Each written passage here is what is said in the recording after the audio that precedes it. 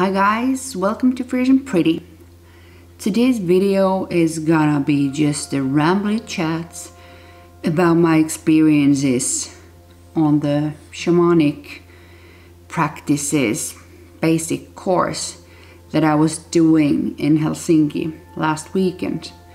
So if you want to hear more about my experiences, stay tuned. So I started to search at some point online about these courses that I saw that people are doing, few all around in Finland, around the topic of shamanism, because I had the need to hear more, to learn more, and to investigate this specific rabbit hole that I got called to. And so I just bumped in Facebook about this one ad about this one course that was happening in Helsinki. So I just asked my family that would it be okay if I go there for a whole weekend. That's not a thing that I normally do, because having a bigger family and everything and a busy work schedule on the weekdays, but I got the blessings from the family to go, and I booked the course. I actually booked it when we were up in Lapland. And so finally, Friday was the time to go to Helsinki. The whole thing was kind of an adventure to me. I know it might sound ridiculous to many, but it was the first time I had booked an Airbnb. I normally stay at hotels, so that was the first part of the adventure, to try to find the Airbnb in the big city of Helsinki, because I'm a country girl, and the key to the Airbnb was locked into this inner yard of these buildings and locked into a bicycle, and I had to go there. It was dark in the night, already dark November Finnish night, and I was in the yard digging underneath the bicycle for the key to the Airbnb. So, and I was looking really suspicious with my outdoor gear on me, and I had a military backpack, and then I had my shamanic drum in its leather bag with me, so I must have been a sight for the people living in that house. But then we started the course already on Friday, and I had zero expectations on what would happen. We were just told to bring our rattles, if we had rattles, and drums and pen and paper, and I took my notebook with me and I went. I was a bit anxious. I don't like to be in group situations that much. Especially, I'm still a bit hesitant when it comes to people in spiritual circles, because of course people are really different, but in these circles you never know what type of people you will encounter, and so it's always a bit difficult for me, because I don't know how I'm gonna fit into the group and how the energies are gonna feel. But overall, the course was, we actually did much more than I thought. I thought that it would be more about lectures by the lady who was doing the course for us, but we talked about some basic principles around shamanism, and a lot was also referred to the Michael Harner's book about course shamanism. But actually what was a positive surprise to me, that we actually did a whole lot more. We did several drum journeys during the weekend, and we used the rattles quite a lot, and I liked that. Gave me a lot more experience with the rattle and what I could do with it and how I could use that, because I haven't been using that a lot. So it was really helpful. And I was happy that even though it was a group of 12 people, but I was happy to find immediately 2 people in the group that I felt a good connection with, and I was lucky enough to have work with the partner exercises with them, because I'm really sensitive to the energies, and I know already really well that what type of energy I am willing to receive and to whom I'm willing to give my energy. So that was nice. What I gained the most out of this course was the fact that I learned to do the journeys, the drum journeys to the underworld at quite a ease, actually, while we did those. And I actually got to encounter several times the the sassy elephant that I already mentioned in my earlier video about drum experiences. So he was still there, present, and I got to know him more, and I got to learn how the underworld in my mind's eye looks like, and I got to explore it a lot more. But what we did that I hadn't done before, we did also one journey to the upper world, because in shamanism we work around the threefold world view: the upper world, the middle world, where we are present in also in our everyday lives, and also the underworld.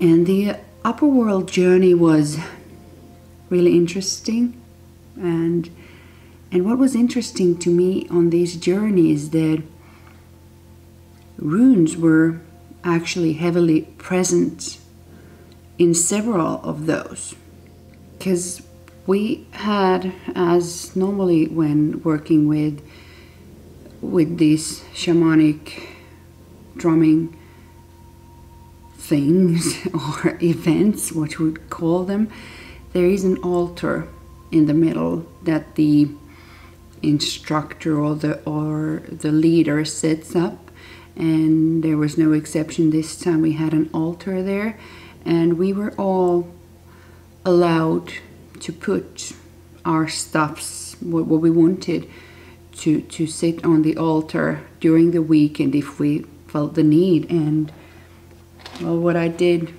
I actually put my rune bag on there, so maybe it is not such a surprise that runes also followed me on my journeys. But I actually encountered only one specific rune, but in 2 separate journeys, and both times it was the rune Uruz. And the first time I encountered this rune was actually the very first journey we did on that weekend, and it was kind of a similar experience as I had in my first drum circle. I felt the energy in the room was overwhelming. There was so much energy, and I was struggling to just be in the presence of such crushing amount of energy. And then that was the moment when the rune Uruz, it came to me. And Uruz is the rune of the ox, the primitive ox called aurochs. The aurochs, they are already extinct. They used to live here on the European continent, these huge oxes, during the times where also runes were used. And in that first journey, I first saw the rune Uruz, and then I felt the presence of a big cow type of animal, and that helped me to ground myself and to be present in that room and to survive all that energy. And that was interesting. But on the other journey, when I encountered the same rune, this time the trip was upwards to the upper worlds, and that was an interesting experience, because every time I do my shamanic journeys, I have picked a spot where to start, and my spot is at Ukko's Rock. I've shown that place, the actual place, to you guys in one video when we were in Lapland about Ukko's Rock, and there are these rocky tunnels, and for me they are an easy place to go mentally in my mind, to see them with my mind's eye and start my journey downwards to underworld. But so when it was time for the first time to go to the upper realms and upper worlds, I went there in my mind again to Ukko's Rock, and I was like, okay, how am I supposed to find my way up from here? But then I ended up climbing these steps or stairs and coming into a first place. The first place I entered there was a lot of clouds, and then I saw just tops of buildings, rooftops, and the higher windows of buildings, and they were all really golden. It was like really Christian heavenly realm, and I was like, this is really empty, there's no one here, and there's nobody who I could talk to and fulfill the intention that we had on the trip. And our intention was to meet our spirit guides on the higher realms. So then I was like, okay, where to go next? And then I saw these old wooden ladders, and I started to climb up, and I was climbing until I reached a floor level or a rooftop, and I opened this wooden, like, hinged door that was on this level, and I entered like an attic of an old house. Everything was made out of wood. There was an old wooden bench, and there was an old dude with a cape. He was fixing the fire in the fireplace, and I started to talk to him, but he didn't respond. Then there was two ladies in the corner. They were doing this knitting or some sort of, they were making clothes, some sort of, and I asked them that, are they here to guide me? And they were like, no. So then I started to look around again, and until I saw this rope that had knots on it, and I went higher again, and I came to this beam on like a roof beam that holds the roof, and there I met this, it was kind of the fool card type of a figure, and he was just walking there, and he said that he's not the correct one. And then I had to open the tiles on the roof, and I got onto the roof, and I was sitting on the edge of the roof, and that was where I encountered my spirit guide on that realm. And it was an interesting experience.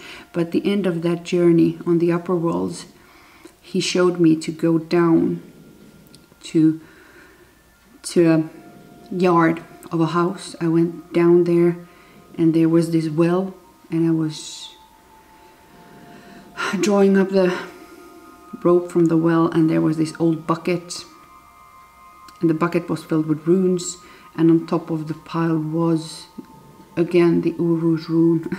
I actually ate the rune there, and that was just part of it. But those are just examples of what I have been experiencing in those realms on my journeys.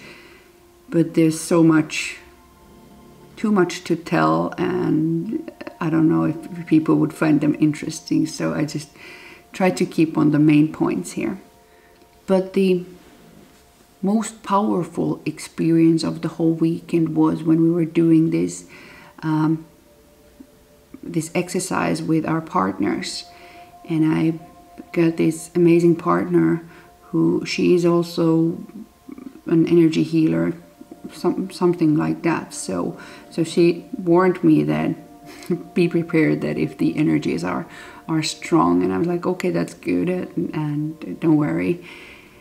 And in the exercise, the partner is holding the body of the person who is being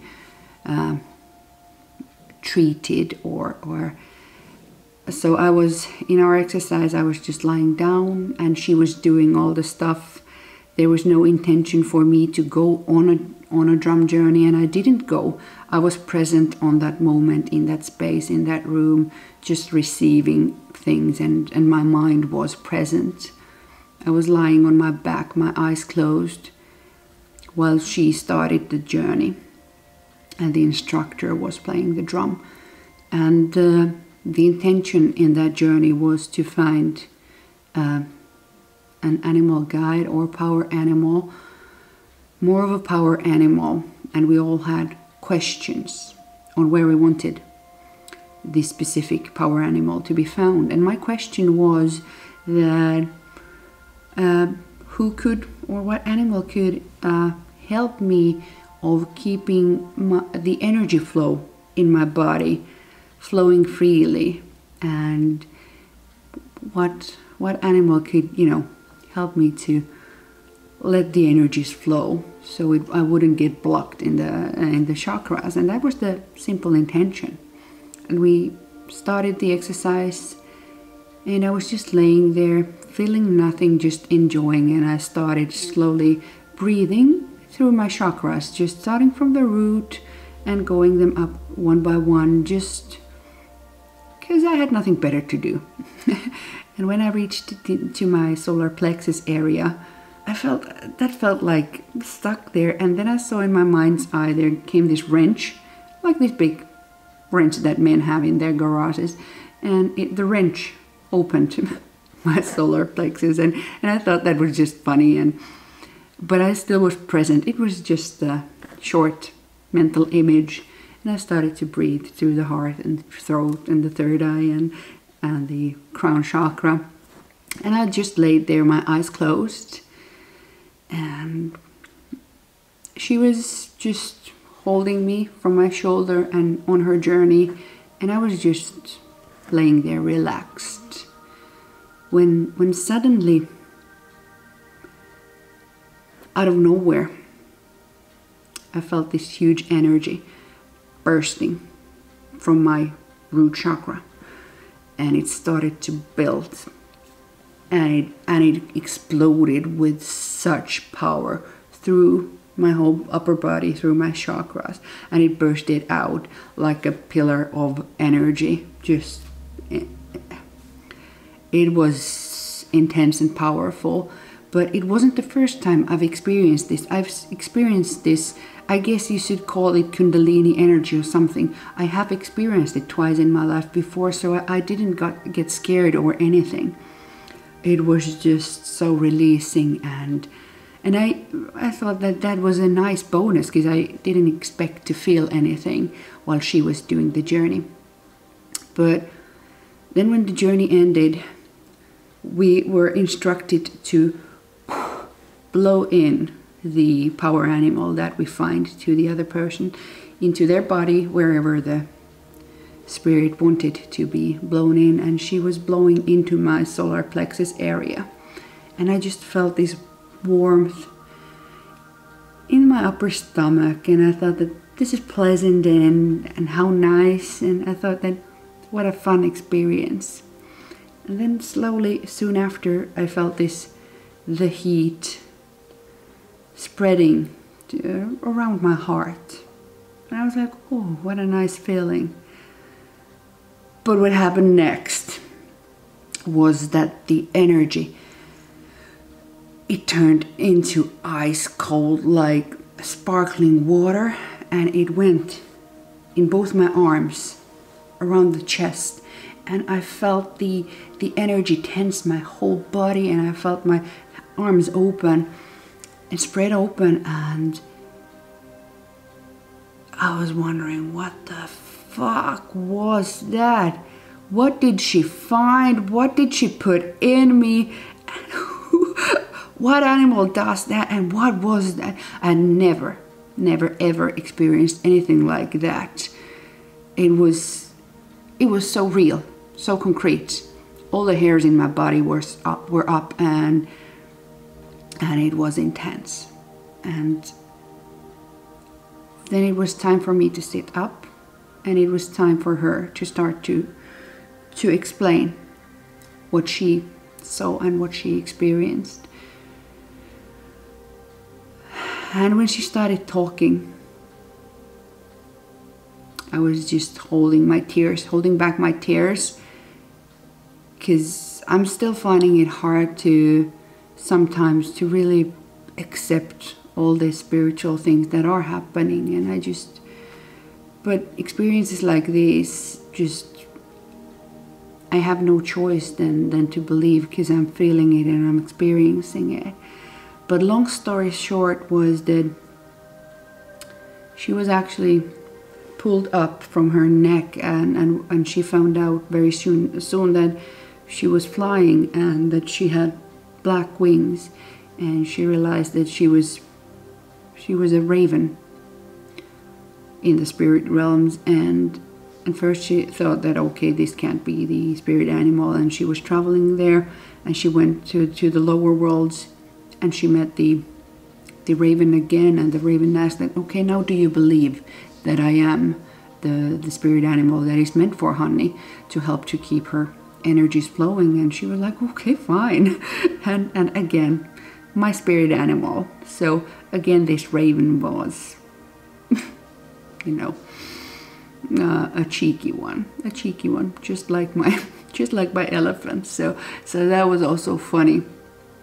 I think my spirit guides are cheeky. I just have to accept that. But the things that the raven said to her that would help me to keep my energies flowing, they were really thought-provoking and inspiring. And when I understood that it was a raven that she brought back to me and blew into me, I totally understand why my hands did what they did. And the point was that the raven wants me to keep on the move and keep the energy flowing. It is an active job. It can't be passive, and that all things are not what they seem. The raven said that I'm black, but there's also blue in me, and things aren't so simple, and there are perspectives. And it talked about the element of air and using the air element to help to keep the energies flowing in my body. So that was really practical also. And the funny part is that what I haven't even thought about in many years, because I have several tattoos, but I actually do have a raven tattooed on my hip and my lower stomach on the side. She didn't know that, the one who was treating me. I didn't even remember the raven. I took it a long time ago when I was going through a rough patch in my life, before I knew anything about spirituality, before I had ever heard of power animals, and I had no specific contact or interest in birds. So, but I never really thought about why I wanted the raven and the dove. But now I realized why it was there. And the funny part was when my other partner was trading or doing a journey for me. It was another type of journey he did for me, and he also saw two ravens guiding him to a lighthouse on my journey. I know this must not make much sense to you, but the mental images and how they spoke to me, and what I learned from my partners during these exercises, was the greatest gift for me for this weekend. I learned so much more from them that I ever expected to gain from this whole experience. So overall, it was an interesting weekend. Never thought I would experience anything like that. I still find out that I struggle in groups, but I survived. I was able to open up to a few people and give from myself to these people. And I don't think it's a bad idea to be conscious about your boundaries and who you give your energy and whose energy you receive. I think that is a wise decision. So I don't feel bad that I recognize that in myself.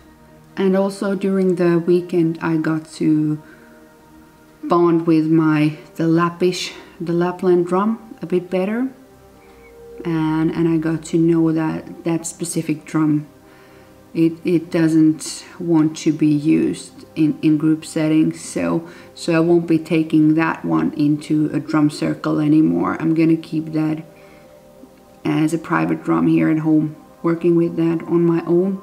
But maybe in the future I will try with my other drum, the Vägvisir drum, to see if that likes to be in a drum circle. I thought I'd try once more, and if it still doesn't feel right, then I'm just not gonna go to those and accept that maybe it's not my cup of tea, but I still want to have one more try of the drum circle with the other drum at some point. But if you have any questions about my experiences, I'll also at some point show some books. Well, most of my books are now in Finnish, but maybe there are some Finns also amongst the people who are watching who would like to know about the books about shamanism.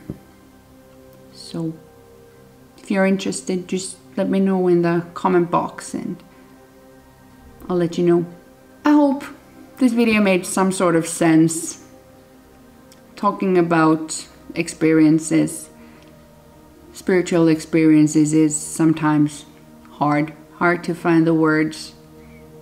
But I just thought that maybe some of you might be interested also about the shamanistic practices on top of tarot and all the other stuff spoken here on my channel.